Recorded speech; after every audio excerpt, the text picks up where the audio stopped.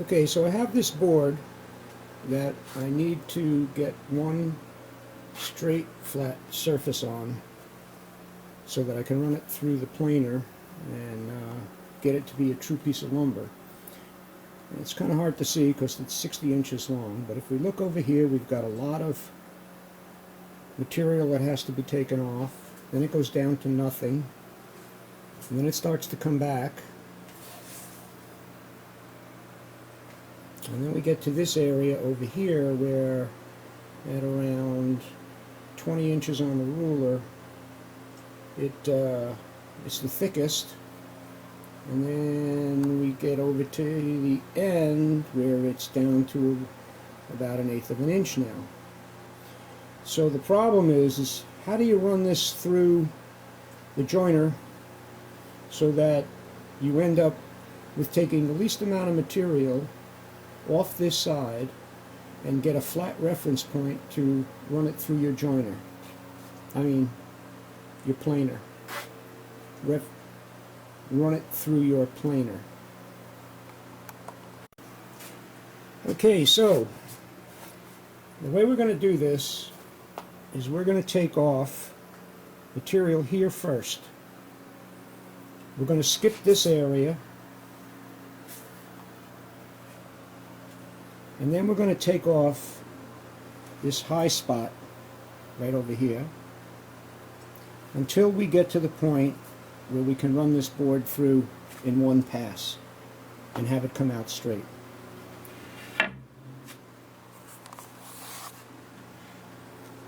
Now if we look at it, I have the guard open so that we can see this.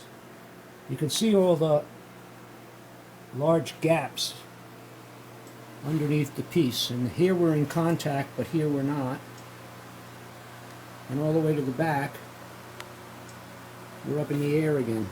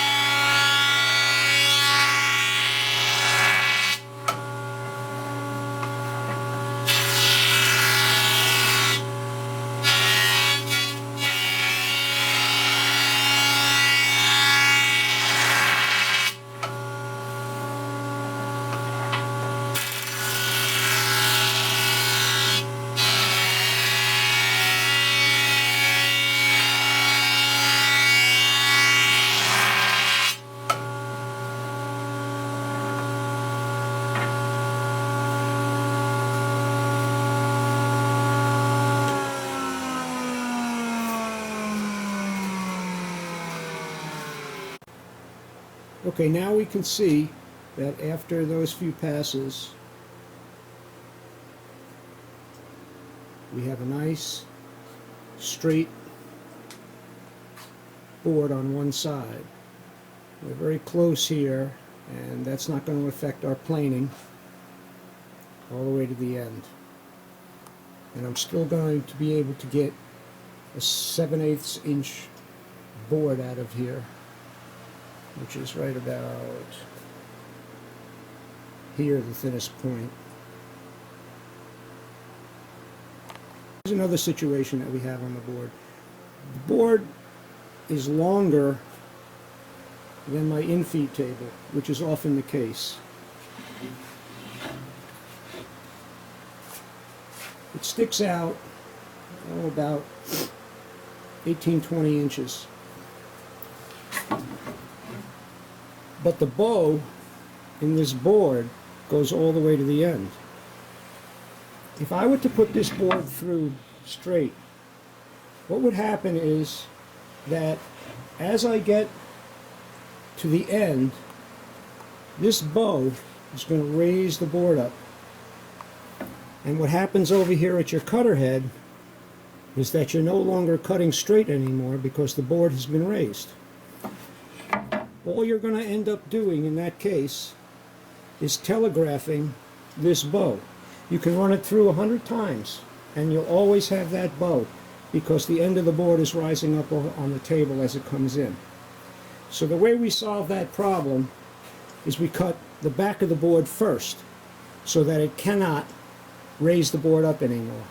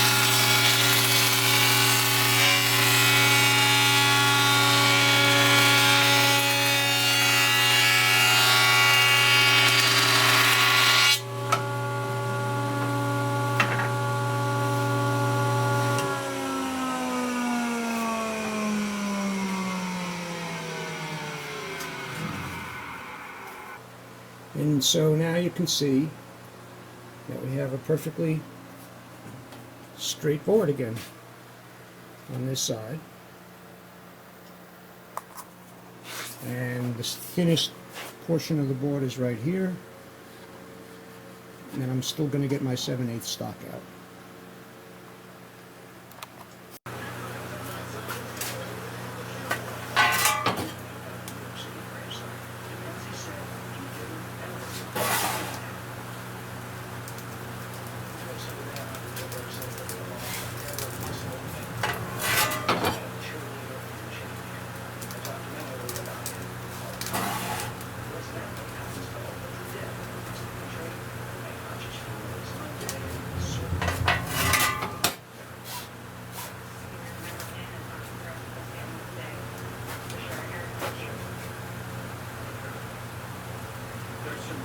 Okay, so now the lumber that I've been working on is been planed. There's a couple of spots that just barely got hit by the planer, but it'll be okay for this project. That'll get sanded out. So now now that I have the thickness correct and the lumber straight, I need to do the edges. So the first thing you're going to do, what you want to do, is you want to sight down the board and see which way the board goes. Does it bend to the right or does it bend to the left? And we're going to look at two things. We're going to look at which way the board is bending, and we're going to look at the grain pattern.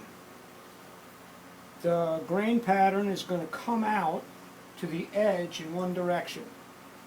You want a plane in that direction so you don't tear out the grain when you're joining the board.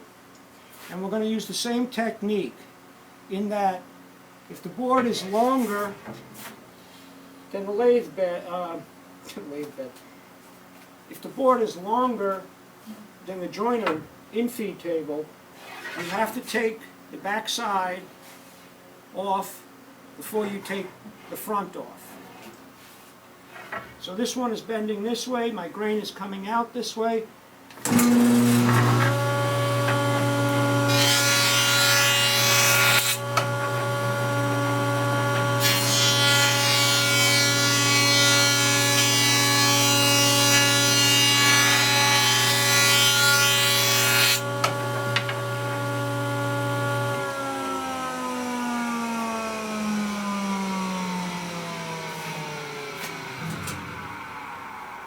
So there we have it. This is now a true edge that I can run through the planer again and get a perfect true square board.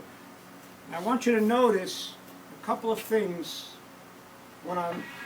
that maybe is not evident to you. At no time do I push the board down against the knives or the cutter head. That's one of the reasons why you have to have very sharp joiner blades, because dull joiner blades, instead of cutting, will begin to pick your board up instead of cutting it off. The weight of the board should be sufficient to keep it cutting true and straight. If you push down while you're cutting, like you see so many videos about people telling you how to use a joiner, they're pushing down. They're pushing down with hold downs, or they're pushing down with their hands. And all they're doing is relieving the stress in the board, or they're pushing the board flat. And as soon as you take the pressure off the board, it goes back to the shape it was in. The idea of a joiner is to cut the board flat. So by placing pressure on it over the cutter head, you're not achieving that.